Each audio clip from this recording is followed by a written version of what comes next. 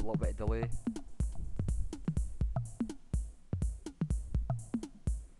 Maybe kill all the tack off it, take the edge off the bass a bit.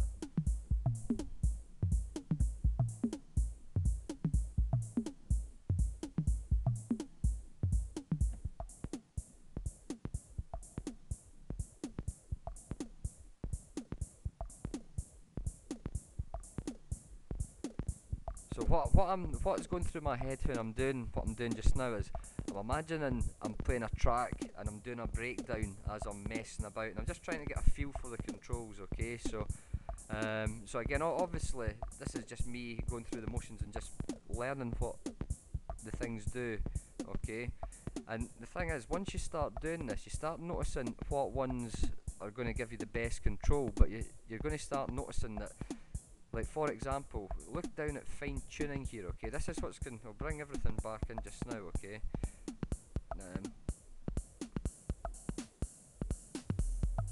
Now, what I want you to listen for just now is the sort of low end of the bass. It's away there. Just keep listening.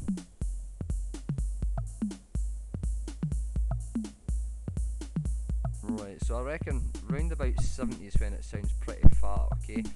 But obviously, if I'm going to be live performing, I don't have to want to remember fine tuning 70. So what I do is fine tuning. I come up to MIDI here, and where are we? Fine tuning. I just adjust this till we try and get it round about 70, okay? So I bring it down a bit, and then I move the knob right down, turn it right back up, and it's going up to 85. So I need to turn this down a little bit. In fact, it's got it written on it. What an idiot. There we go, 70. Okay. So now when I move this, there we go, and that's the knob. When I turn my knob fully, as far as it goes just goes up to 70. But the way I don't want to do it that, because when I'm jamming, I like to turn the knob off to drop the beat back, and that's turning the knob on to drop the beat back. So what I'm going to do with that is I'm going to actually go in and reverse it. Okay, so I'm going to take that down to 0 and this side up to 70. There we go, take that down to 0, 0, there we go. So now, there, and I'm turning the knob on and it's taking the bass out, and I'm dropping it back. There we go, okay, so that's fine. So I've got that. Now, that's pretty much the sort of the way that I look at these things and think about things, okay? Now, what I've discovered with this effect, now if I turn down this right down,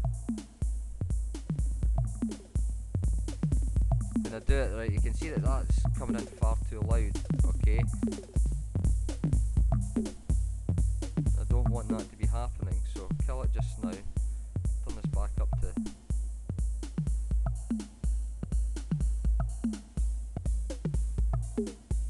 Right, so we don't want grain amount to be able to go right up to 0 decibels. Let me get it back to just a normal beat again, hold on. Right, now what we're going to do is we're going to decide on the highest value for this. I reckon 10 minus 10.5. So grain amount, where are we? Grain amount, oops, maximum minus 10.5-ish. There we go, that'll do. Right, so when I turn that full, that's as high as it's going to go. So you can hear now that it's not going to overpower my mix when I drop it in. Okay, now I'm going to turn that off and turn this down a bit. I'm quite liking that. That's, in fact, no, I'm going to take it to about there, 5.5. So that's delay amount, maximum about 5.4, that'll do. Right, so you can see now that things are beginning to take shape. That's as high as it goes. I've got full control of that one. That one's as high as it goes. Fine tuning, when I turn it up, it goes off. When I bring it back off again, it turns it up again for me. Now,